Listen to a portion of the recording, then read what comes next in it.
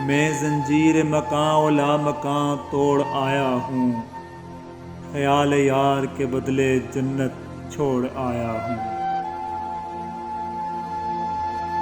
ایک گماں کا حال ہے اور فقط گماں میں ہے، کس نے عذاب جاں سہا کون عذاب جاں میں ہے۔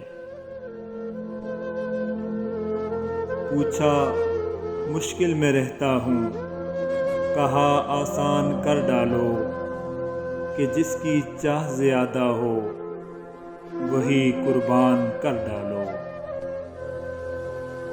خاک سے دور کوئی اور مقام مانگتی ہے، روح تخلیق سے پہلے کا جہاں مانگتی ہے۔ جہاں دل و جگر کو ملے سکون، مجھے اس جہاں کی تلاش ہے، جو بسا ہوا ہے نگاہ میں اسی آستاں کی تلاش ہے۔ شک تو تھا کہ محبت میں خسارے ہوں گے، یقین نہ تھا کہ سارے ہی ہمارے ہوں گے۔ ہوش کس کو کہاں ہوتا ہے، روبرو جب وہ مہرباں ہوتا ہے۔ میں جو دکھتا ہوں وہ نہیں ہوں، میں ہوں آدم زاد مگر انسان نہیں ہوں میں۔ پھیلا ہوں چار سو گرد و غبار سا، جو ہے جگہ میری وہاں نہیں ہوں میں۔ شمس تبریزی فرماتے ہیں، میں نے بہت سی تلواریں دیکھی ہیں جو ایک کو دو کر دیتی ہیں، مجھے عشق کی تلوار پر تعجب ہے جو دو کو ایک کر دیتی ہے۔ مولانا رومی فرماتے ہیں، اولیاء کے اندر بھی نغمے ہوتے ہیں جن سے طالب انمول زندگیاں حاصل کرتے ہیں۔ ان نغموں کو ظاہری کان نہیں سنتے، اس لیے کہ دنیا کی باتوں سے ظاہری کان ناپاک ہو جاتے ہیں۔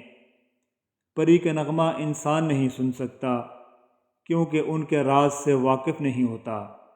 اسی طرح دل کا نغمہ تمام نغموں سے بلند تر ہوتا ہے۔ اس دنیا کا ہر جسم اور ہر چیز ایک پیالہ ہے جس کا ظاہر کھلا ہے اور باطن میں نعمت ہے، اس کا نتیجہ صرف استعمال کرنے والا ہی سمجھے گا۔ جاہلوں کے سامنے کسی مدعا کے ثبوت کے لیے خاموشی بہتر ثبوت ہے۔ میں بھی خاموش رہنا چاہتا ہوں مگر میری مستی بے ارادہ میرا منہ کھول دیتی ہے، جیسے چھینک یا جمائی سے بے ارادہ منہ کھل جاتا ہے۔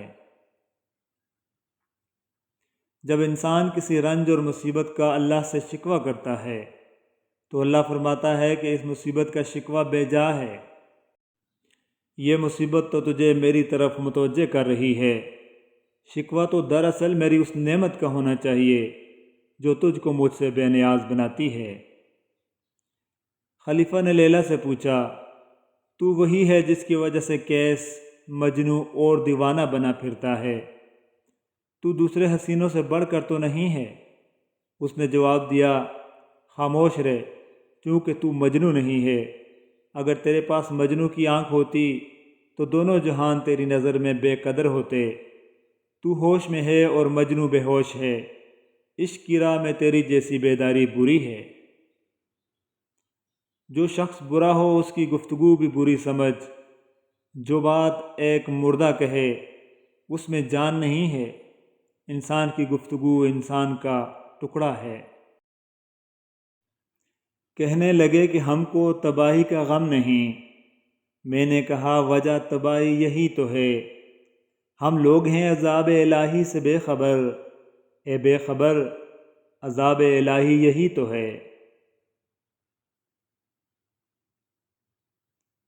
شکاری پرندے جیسی آوازیں اس لیے نکالتا ہے کہ پکڑنے والے پرندے کو دھوکہ دے۔ وہ پرندہ اپنے ہم جنس کی آواز سنتا ہے اور پھنس جاتا ہے۔ اسی طرح مکار درویش کا روپ بھر کر خلق خدا کو پھانستے ہیں۔ کمینے لوگ فقیروں کے الفاظ چرا لیتے ہیں تاکہ بھولے بھالے لوگوں کو ان سے پھانسا جا سکے۔ عقل مند انسان نقصان میں چھپے ہوئے فائدوں کو سمجھ جاتا ہے۔ قدرت نے تخریب میں تعمیر کا راز چھپا رکھا ہے۔ دیندار اپنے آپ کو تکلیف میں اس لیے مبتلا کرتا ہے کہ آخرت میں راحت میسر آئے۔ جو لوگ طاقت رکھتے ہوئے بھی کچھ نہ کریں سوائے صبر کے، ان سے زیادہ خطرناک انسان کوئی نہیں۔ وہ اپنے صبر سے ہی سامنے والے کی دنیا و آخرت خراب کرا دیتے ہیں۔ اللہ کی لاٹھی بے آواز ہے۔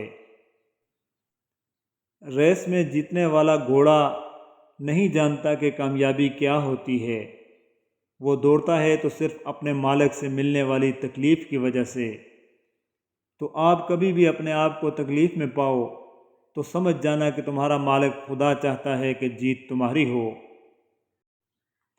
محبت کھیل ہے، اور کھیل میں اگر چوٹ لگ جائے تو رونا کیسا، کچھ نہ پانے پہ شکایت کیسی، کچھ نہ پایا تو پھر کھونا کیسا۔ یہاں پہ دیکھو ذرا احتیاط سے رہنا، ملے ہیں پہلے بھی اس خاک میں گلاب بہت۔ جس کا جی چاہے وہ انگلی پہ نچا لیتا ہے، جسے بازار سے منگوائے ہوئے لوگ ہیں ہم۔ آسمان اپنا زمین اپنی نہ سانس اپنی، تو پھر جانے کس بات پہ اترائے ہوئے لوگ ہیں ہم۔ رفاقتیں کبھی پابند سلاسل نہیں ہوتیں، جگنو قید میں رکھ کر پالے نہیں جاتے۔ شاخ سے کٹنے کا غم ان کو بہت تھا، لیکن پھول مجبور تھے ہنستے رہے گلدانوں میں۔ سخت ہاتھوں سے بھی چھوٹ جاتی ہیں انگلیاں، رشتے طاقت سے نہیں محبت سے تھامے جاتے ہیں۔ مولانا آزاد فرماتے ہیں، غصہ اور قانون دونوں بڑے سمجھدار ہیں، کمزور کو دبا دیتے ہیں اور طاقتور سے دب جاتے ہیں۔ ترک کہاوت ہے، اگر کسی شخص سے تعلق کاٹ چکے ہو تو اس کے متعلق اپنی زبان بھی کاٹ دو۔